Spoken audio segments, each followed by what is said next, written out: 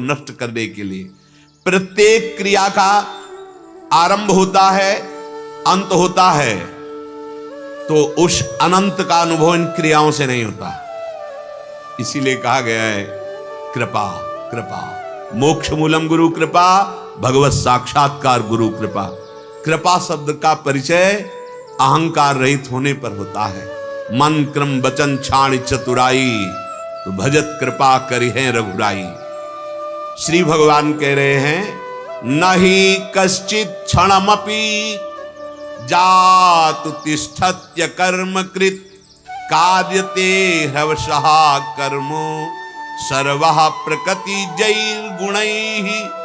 हे अर्जुन, कोई भी मनुष्य किसी भी अवस्था में क्षण मात्र भी कर्म किए बिना नहीं रह सकता, क्योंकि प्रकृति के परवश होकर सब प्राणियों से प्रकृतिजन्य गुण कर्म करवा ही लेता है। बहुत ध्यान देने योग्य विषय। चाहे कर्मयोगी हो, ज्ञान योगी हो, या भक्ति योगी हो, या कोई भी साधना मार्ग में हो, कर्म किए बिना नहीं रह सकता। नहीं कश्चित क्षणमपि, एक क्षण भी तुम कर्म किए बिना नहीं रह सकते। बड़ा भगवान सुंदर यहां संकेत कर रहे हैं। कश्चित क्षणम जातु, 3 शब्दों का प्रयोग किया। कश्चित, भगवान कहते हैं कि कोई भी हो कर्म किए बिना रह ही नहीं सकता। चाहे वो ज्ञानी हो या अज्ञानी हो, चाहे वो जिस मार्ग का पथिक हो, कर्म किए बिना एक क्षण नहीं रह सकता। ज्ञानी का अपने कहलाने वाले शरीर के साथ कोई संबंध नहीं रहता, फिर भी उसके कहलाने वाले शरीरों से, शरीर और शरीरों, स्थूल शरीर, सूक्ष्म शरीर, कारण शरीर, इन तीनों से प्राकृतिक क्रियाएं होती ही रहती है। वो संबंध नहीं रखता, निष्क्रिय स्वरूप का बोध हो गया है। पर ये प्रकृतिजन्य रचना जो स्थूल शरीर, सूक्ष्म शरीर, कारण शरीर, इनमें क्रियाएं होती रहती है। एक क्षण भी नहीं बिना क्रिया के कोई रह सकता।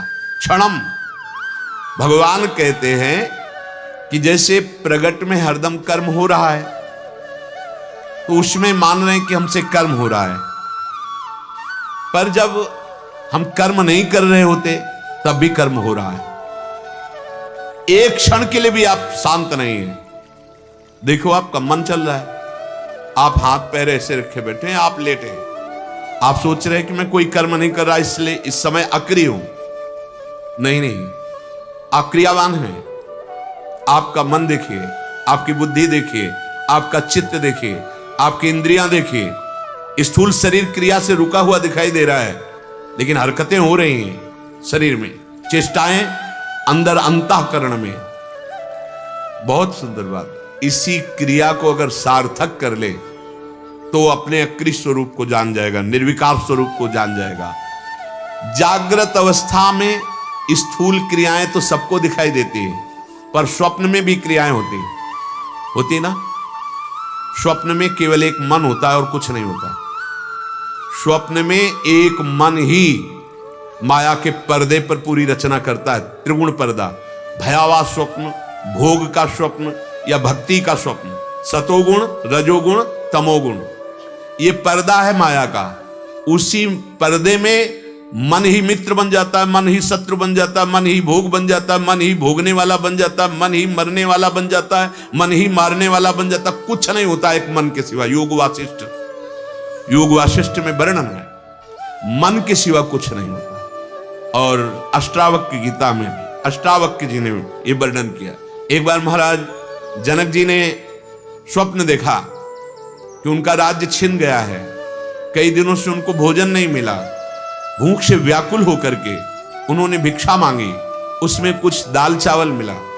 उसको एक मिट्टी के हंडिया में उपले बिन करके उसको पकाया।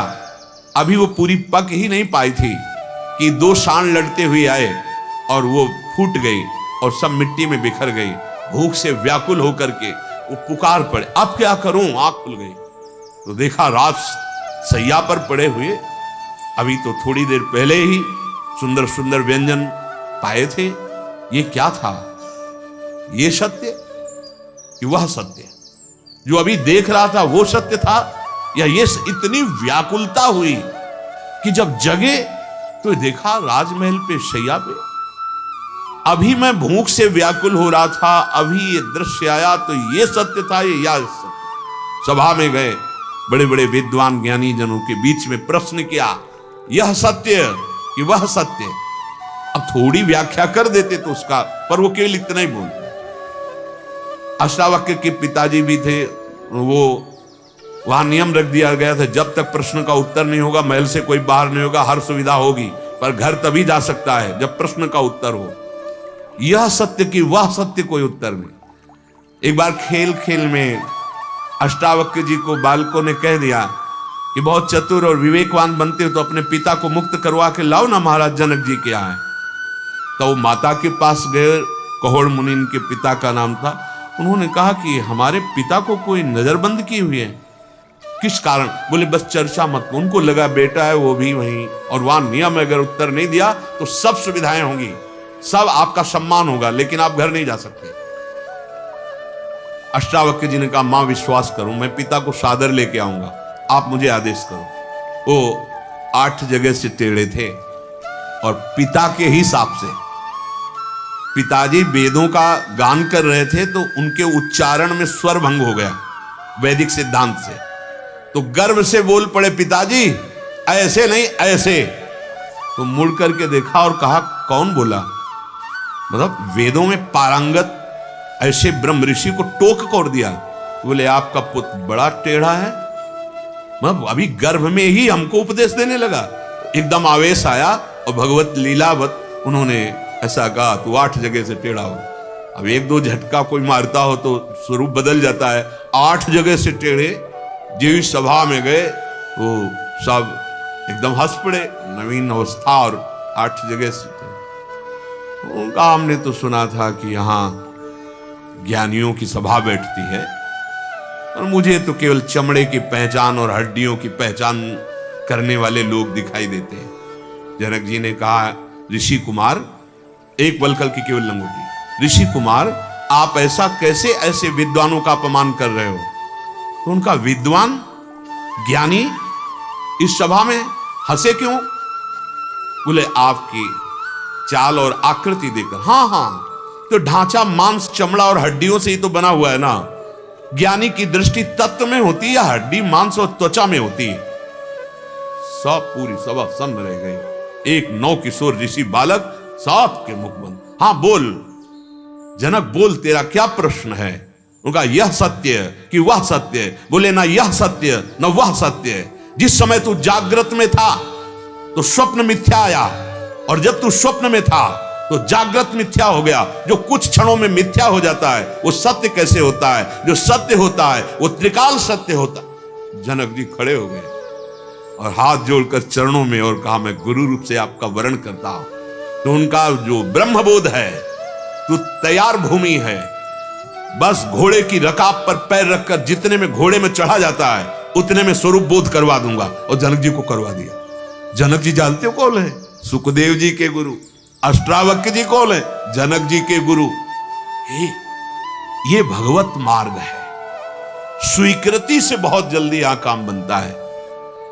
अगर हम क्रियाओं से देखें तो हम कभी भगवत प्राप्ति नहीं कर पाएंगे, क्योंकि 3 गुणों का प्रवाह बहता रहता है। जैसे स्वप्न में एक मन के सिवा कुछ नहीं था, वही मन दुख बना, वही सुख बना, वही लाभ, वही हाथ। ऐसे जागृत में आपका सपोर्ट और मन ये मिलकर के हमको फंसा दिया।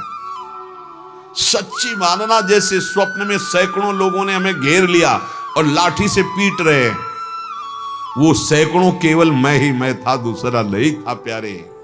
वो वस्तुएं, वो पदार्थ, वो सब भय या सुख केवल मैं था मन के साथ और कुछ नहीं। ऐसे ही अंतःकरण का अहम धर्म, देहाभिमान और मन ये मिलकर पूरी सृष्टि का भान करा रहे हैं। सत्य कह रहा हूं, यदि जागृत हो जाओ अभी ज्ञान में, तो जो भगवान अर्जुन को कहते मत्तः परतरम नान्यत् किंचिदस्ति धनंजय, मेरे सिवा कोई और नहीं, वासुदेवा सर्वमिति, वही आपको दिखाई देने लगेगा जो गोपीजनों ने देखा। जित देखूं तित श्याममयी। तो भगवान कह रहे हैं कि सुषुप्ति में भी क्रिया होती रहती है। जैसे कल चर्चा में कहा था, आप सोच सकते हैं गाढ़ नींद में क्या क्रिया हो रही है, हम अक्रिय है नहीं। जैसे कहते हैं ना कि आपने यार जगा दिया कच्ची नींद में, अबे अच्छा नहीं लगा हमको, मतलब क्रिया हो रही थी। अभी कच्ची नींद का मतलब अभी नींद परिपक्व नहीं हुई थी, तो क्रिया अगर नहीं हो रही तो परिपक्व कैसे हो जाती, वो जागृत कैसे हो सकता अगर उसमें क्रिया ना होती। बोले मूर्छा में भी क्रिया होती, अगर मूर्छा में चेतनात्मक क्रिया ना होती तो जागृत ही नहीं होता। कोई भी एक क्षण भी कर्म किए बिना नहीं रह सकता। श्री भगवान कह रहे अवसाहा, प्रकृति से बला जबरदस्ती उसमें क्रियाएं होती रहती। प्रकृति अवसाह, प्रकृति के परवश होकर कर्म होते ही रहते हैं।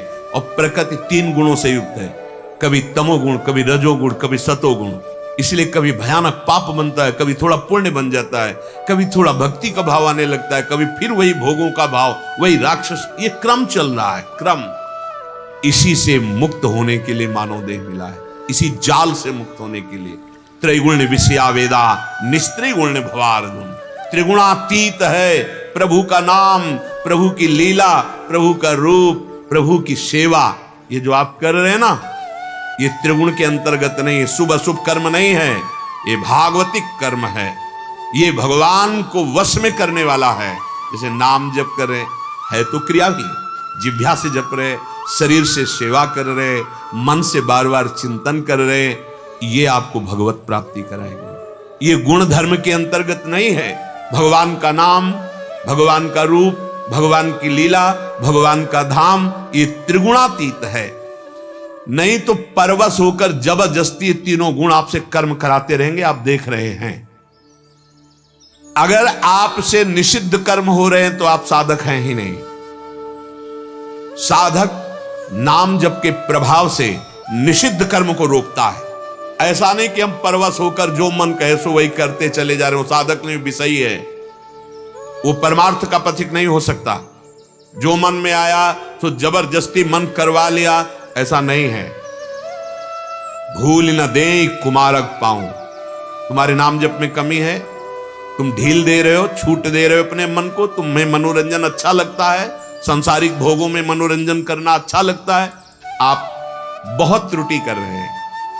कोई भी परमात्मा प्राप्ति के मार्ग में चलने वाला साधक निषिद्ध कर्म कर ही नहीं सकता, चाहे वो गृहस्थ हो चाहे विरक्त हो। निषिद्ध कर्म जिसे रोका गया कि ये नहीं करना चाहिए, ज्ञान ही नहीं रह रहा है कि हमको क्या करना है क्या नहीं करना है। बड़े भाग्यशाली हैं जो शास्त्र स्वाध्याय करते हैं, सत्संग सुनते हैं, फिर उसका मनन करके निर्णय करते हैं कि ये करना चाहिए, ये नहीं करना चाहिए।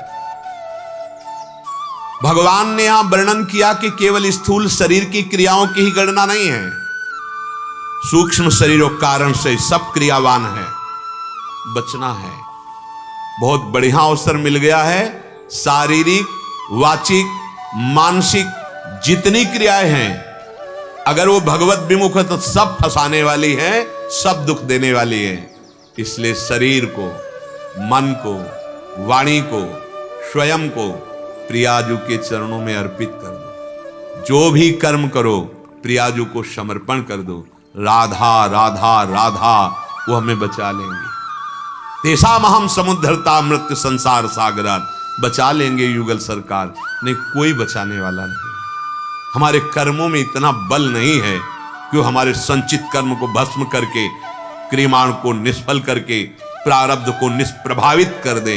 ये केवल लाडली जी की कृपा से। इसलिए सबसे प्रार्थना है, जिनके कानों में शब्द पहुंच रहे हैं, क्यों में वो छोड़ो, भगवद आश्रित होकर राधा राधा राधा जपो। जो भी नौकरी, व्यापार, व्यवहार कर रहे हो वो प्रभु को समर्पित कर दो, इसी जन्म में काम हो जाएगा। ये ऐसा साधन है, आश्रय इसी जन्म में। अगर कहीं कुछ ऐसा, तो फिर जो अगला जन्म होगा बहुत पावर, ऐसे सानिध्य मिलेंगे जिससे निश्चित भगवत प्राप्ति हो जाएगी।